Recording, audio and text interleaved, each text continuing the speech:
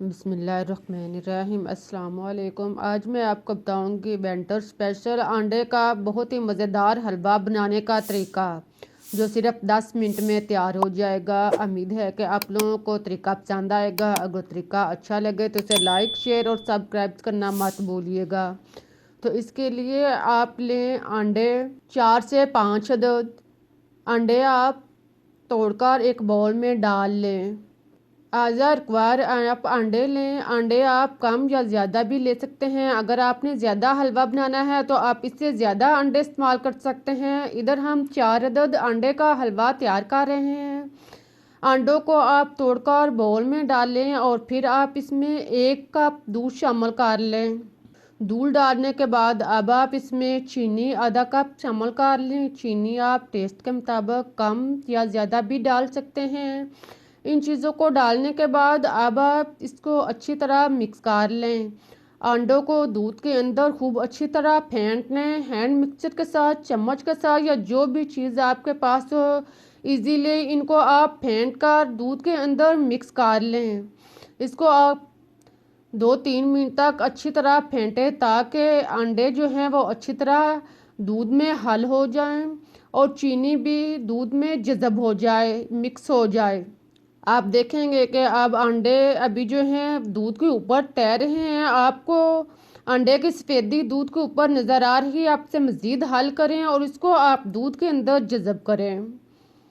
इस तरह आप अंडों का महलूल तैयार करके आप इसको एक साइड पर रख दें। अब आप चूल्हे पर जिसमें आपने हलवा बनाना है वो बर्तन रखें। इसमें आप देसी घी 3 से 4 चम्मच शामिल कर लें। देसी घी को आप अच्छी तरह गर्म होने दें। जब गर्म हो जाए तो आप इसमें सब्ज़ इलायची 2 से 3 अदद डालकर ब्राउन कर लें।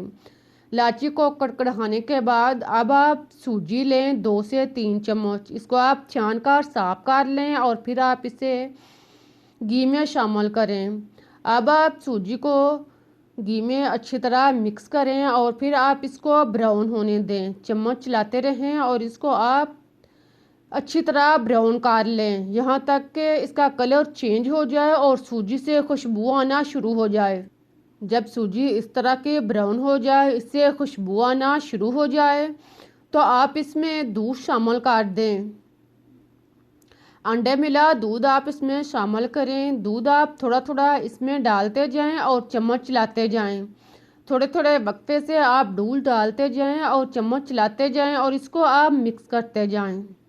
जब आप दूध डाल रहे हो तो आप चूल्हा स्लो कर दें और चम्मच जो है मुसलसल चलाते रहें।